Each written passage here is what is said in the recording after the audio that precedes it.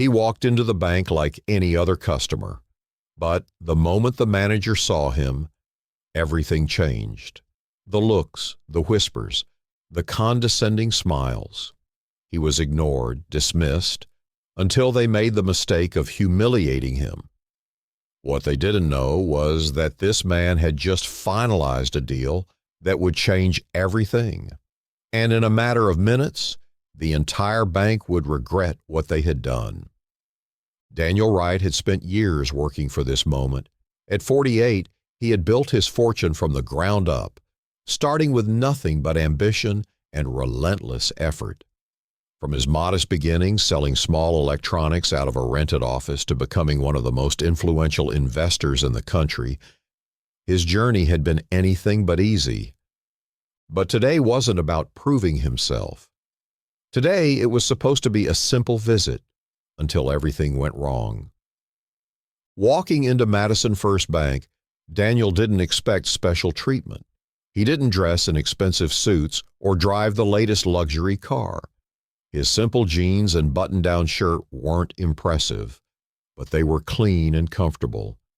To him, clothes didn't define success. Actions did. Yet, the moment he stepped inside, he felt it. Eyes turned to him. The woman at the reception barely acknowledged his presence. The security guard gave him a long, assessing look, as if he were in the wrong place. Still, Daniel approached the front desk with patience. "Good morning, I need to speak with an account manager," he said, offering a polite smile. The receptionist, Emily Parker, glanced up briefly before returning to her computer. "Do you have an account with us?" she asked in a monotone voice. Daniel nodded. "Yes, but I need to discuss some investments." She cut him off. "For that, you need an appointment. And right now, all our managers are busy." He frowned slightly. "That's strange. I was told I could come in any time." Emily sighed, clearly annoyed. "And who told you that?" "Mr. Jonathan Harrison." At the mention of the branch manager's name, her attitude changed slightly, but not in the way one would expect. Instead of assisting him, she simply rolled her eyes and looked toward the glass office at the end of the hall. Inside, Jonathan Harrison, a 53-year-old branch manager, sat comfortably in his chair, sipping coffee as he talked to another client, one who, unlike Daniel, was dressed in a tailored suit. Emily hesitated for a moment, then leaned in closer. "Listen, sir, Mr. Harrison doesn't take walk-ins. And to be frank, we don't usually handle personal savings inquiries in the executive division." Daniel's eyebrows lifted slightly. "Personal savings." She forced a tight smile. "We specialize in high net worth clients. If you're looking for basic services, I can direct you to one of our tellers."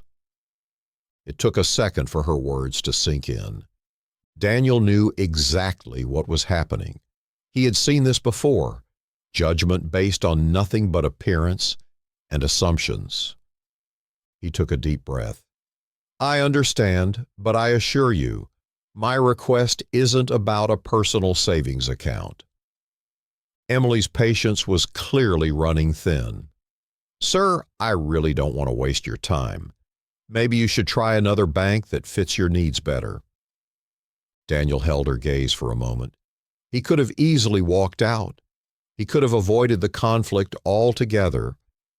But why should he?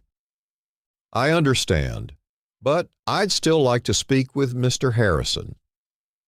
Emily sighed and gave him a look that screamed, "Why are you still here?" Then, without enthusiasm, she picked up the phone and dialed. From across the bank, Daniel could see Jonathan Harrison in his glass-walled office. The same man who was laughing moments ago suddenly had a serious expression as he looked at Daniel through the glass. Whatever Emily said made Jonathan's face tighten. He glanced at Daniel once more, then, without hesitation, shook his head. Emily hung up and turned back to him with an exaggeratedly apologetic smile. "Mr. Harrison is unavailable." Daniel chuckled softly. He seemed quite free a second ago. Her smile tightened. "He's very busy." Daniel nodded slowly. "All right, I'll wait." Emily hesitated.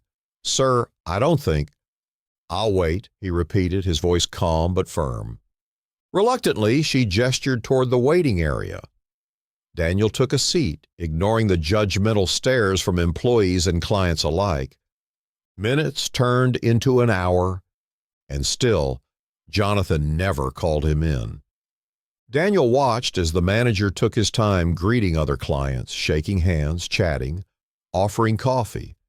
But not once did he even acknowledge Daniel's presence. Eventually, Emily approached again. "Sir, it's been a while. Are you sure you don't want to come back another day?" Daniel leaned forward slightly. "I have nowhere else to be." She pursed her lips, clearly frustrated. "I'll see what I can do." This time, instead of calling, she walked over to Jonathan's office and whispered something. Jonathan sighed dramatically, ran a hand over his face as if dealing with Daniel was some great burden, then finally waved him in. Daniel got up and walked across the bank, feeling the weight of every gaze on him. As soon as he stepped inside the office, Jonathan didn't even bother standing up. Instead, he leaned back in his chair and smirked.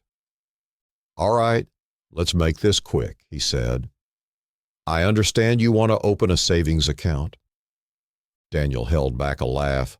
"Not quite." Before we continue, comment below where you're watching from today. And if you enjoy stories that reveal hard truths and unexpected turns, don't forget to subscribe for more. Jonathan raised an eyebrow. "Then what exactly do you need?" Daniel set his hands on the desk, his expression unreadable. "I'm here to discuss the acquisition of this bank branch." For a moment, there was silence. Then Jonathan let out a short, mocking laugh. "I'm sorry, you want to do what?" Daniel met his gaze. "I said I'm here to discuss the acquisition of this branch. More specifically, the full ownership transfer that was finalized this morning." Jonathan's smirk disappeared instantly. The color drained from his face as he stared at Daniel, now suddenly realizing his mistake. Emily, who was still standing near the doorway, nearly dropped the stack of papers she was holding. What do you mean finalized?" Jonathan asked, his voice no longer confident. Daniel reached into his bag, pulled out a folder with official documents, and calmly slid them across the desk. "You see," he continued, "I recently acquired a controlling interest in this bank, and as of this morning, all legal proceedings were completed, which means—" He leaned back, watching as Jonathan's hands shook slightly while flipping through the papers. "I'm your new boss?" The room was dead silent. Jonathan's fingers twitched as he turned another page, as if he was desperately searching for a loophole, but there wasn't one. Daniel continued, his tone unwavering. "I didn't just come here to check on my new investment. I came to see how this branch treats its clients. And let's just say," he gave a small, knowing smile, "I'm not impressed." Jonathan opened his mouth, then closed it. His arrogance had evaporated in an instant. Daniel stood up, buttoning his jacket. "Now, I have a few decisions to make."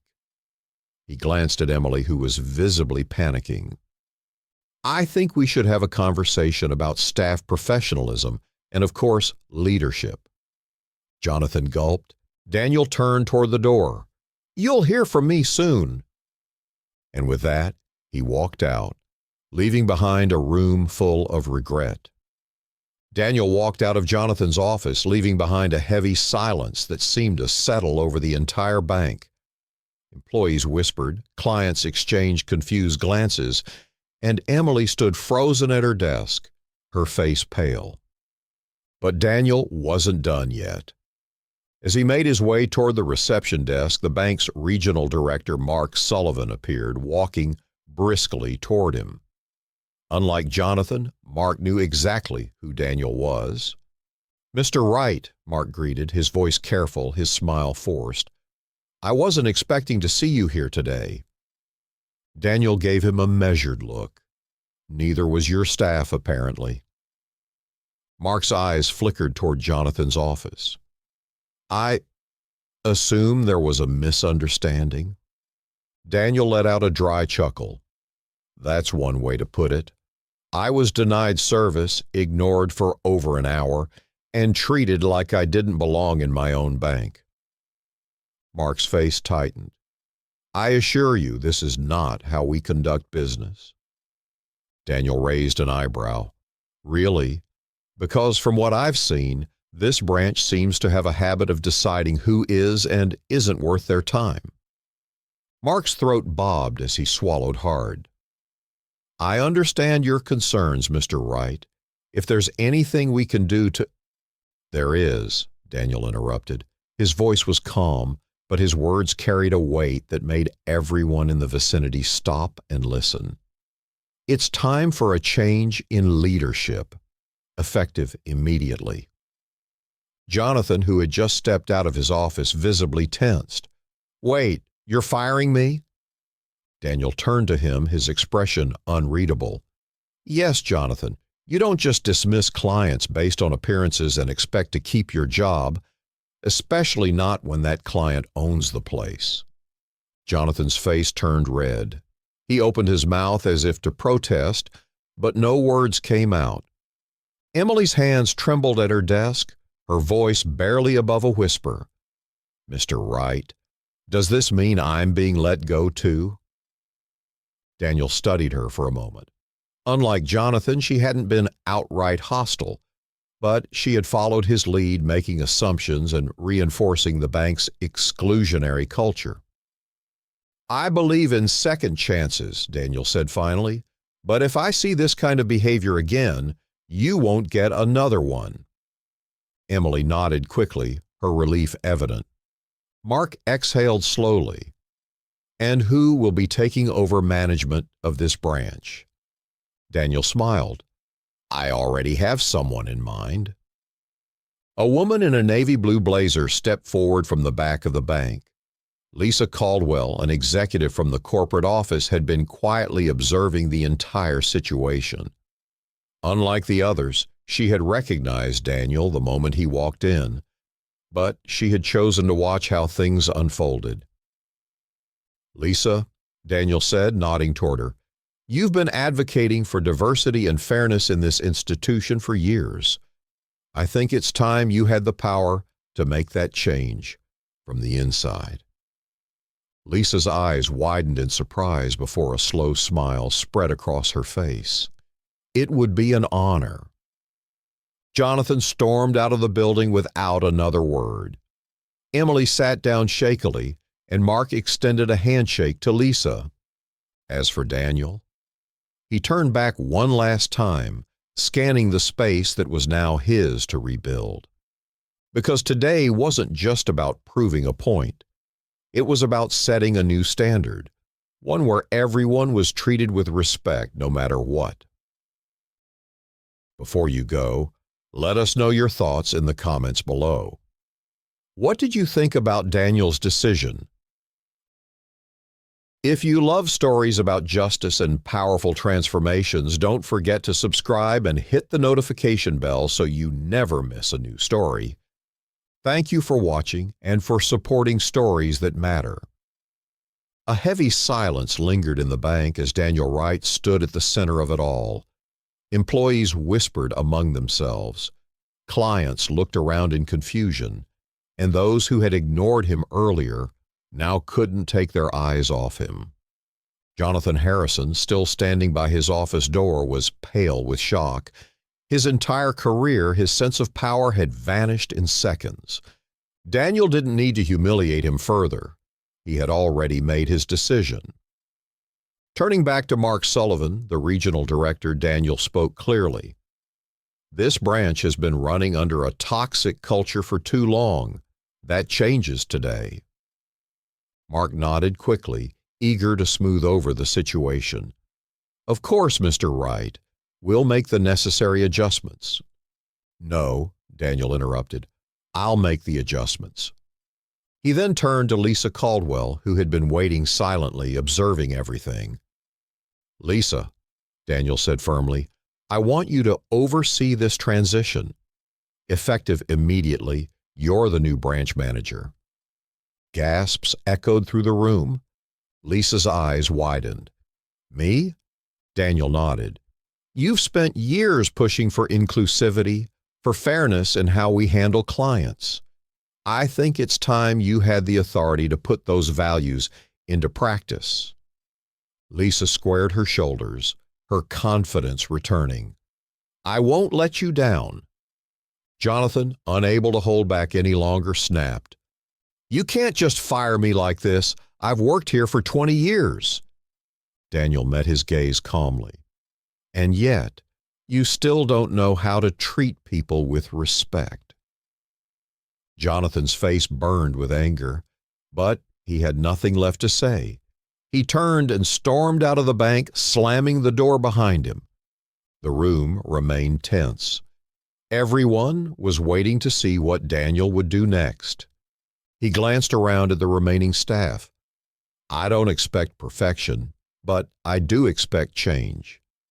His gaze landed on Emily Parker, the receptionist who had dismissed him at the entrance. She swallowed hard. Mr. Wright, You followed Jonathan's lead, Daniel said. I could fire you too, but I won't. Emily's breath hitched. Daniel continued, People make mistakes. What matters is if they learn from them.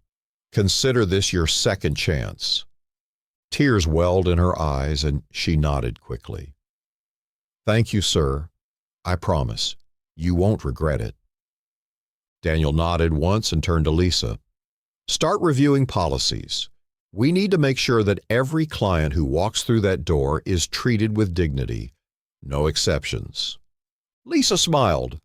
I'll take care of it. Mark, still looking nervous, finally spoke. Mr. Wright, may I ask, why did you come here in person instead of handling this through legal channels? Daniel exhaled slowly. Because I needed to see it for myself. I needed to know what kind of business I was taking over. Mark nodded in understanding. Daniel adjusted his jacket and took one final look at the bank, his bank. This wasn't just about revenge or proving a point. This was about setting a new standard. A place where money didn't define worth, a place where respect wasn't given based on appearance, a place where nobody else would have to go through what he did today. And with that, Daniel walked out, leaving behind a business that would never operate the same way again. Before you go, let us know your thoughts in the comments below. What do you think about Daniel's decision? If you enjoy stories about justice and powerful transformations, don't forget to subscribe and hit the notification bell so you never miss a new story. Thank you for watching and for supporting stories that matter.